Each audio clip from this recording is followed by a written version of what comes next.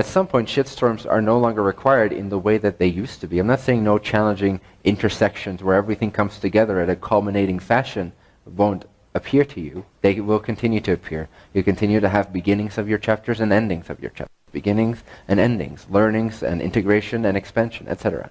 These waves of creation, of expansion and integration, expansion and integration, expansion and integration, peaks and valleys, they will always continue to occur, especially with the physical focus being so apparent to your consciousness right now, being here, in other words. However, what most people call a shitstorm, which is where everything has to go wrong, where everything you have built has to disappear or just taken away from you with no sign of anything else reappearing that's better, where everything just seems to continuously negatively create itself, that's the perfect way for your unconscious to show itself to your conscious. Because what is it showing you? It's showing you that your definitions are negative to begin with. You have a set of negative definitions, a set of, I'm unworthy of total bliss, I'm not capable of total bliss, this is just not the way the universe works, there is limitation, there is isolation, for everything good that happens to me, 2 bad things need to happen to me, no pain, no gain.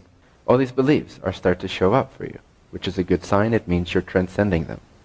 If you were not transcending them, they would not show up to you because you would not have any context to understand them, and your higher self is not a cruel being. It does not feed you lessons you don't have the capacity to consciously take on. So if a shitstorm arises, it's a great compliment to your already present learning curve transcendence. Does that make sense?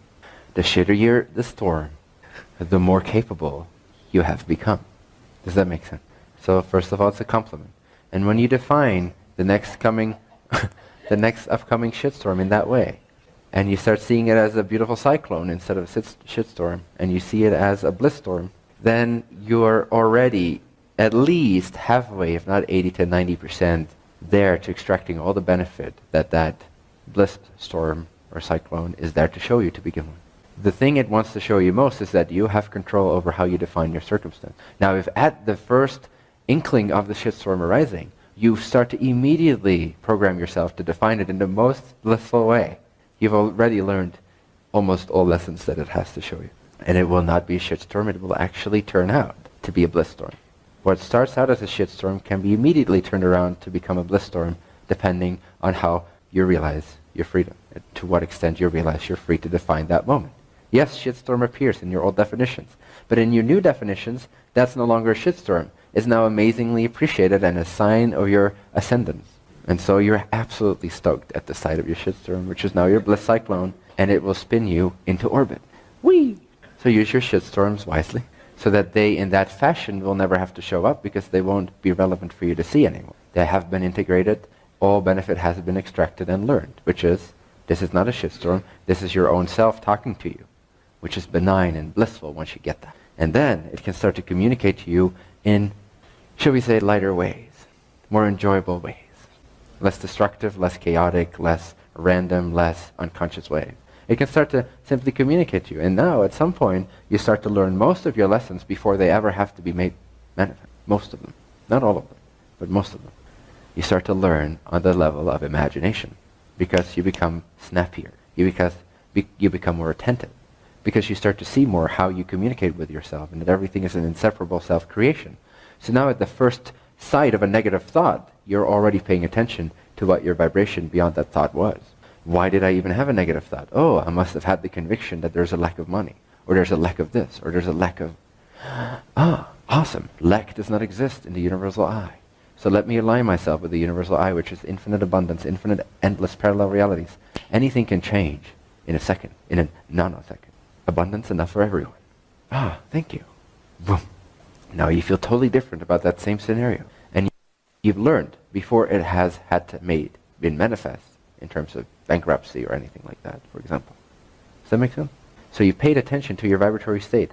Again and again, more and more, you will become a vibrational wanderer and not a situational wanderer. You start to master your vibration, not your situation. The quicker you learn, the more you keep it right here, right now, knowing that everything cycles through you, knowing that everything is up to you, knowing that everything is here to show you something, and everything is here to ask you something too. It's here to show you what you previously gave to it asking to you, and it is here to now ask to you, what do you wish to give me next, which I will show you in a minute. That's how creation works. What do you want to tell me next? I'll give it to you in a minute. Ah, you believe there's infinite abundance? Okay. 1 second. Ta-da! How do you wish to respond to this? What is it reflecting? It's reflecting what you previously told me. What would you like? Now that you see the manifestation of what you previously told me, whether consciously or unconsciously, that's why many people are very successful, because they have a few unconscious beliefs that are in alignment with the universe. Lucky bastards. What would you like to tell me next? What would you like for me to create for you next? And you go, oh, well, let's see. More infinite bliss. Okay, thank you. 1 second. Ta-da! And so on and on it goes. Now, if you do the common thing, which is the negative cycle, which is to respond to what is shown to you, hey, what do you think about this? This is what you told me yesterday or 2 minutes ago. What do you think about this? I'm speaking as creation right now, but understand, I'm assuming. Creation is like, hello, here you go. This is what you told me to get for you 2 seconds ago, 2 minutes ago, 2 hours ago, 2 days ago, 2 years ago, 2 lifetimes ago, whatever. What is this showing you? Are you making it more conscious? Are you integrating what you see as a reflection of your unconscious beliefs? Are you making it more conscious and transforming it and aligning it in alignment with the universal way of seeing things? And what would you like me to get for you next?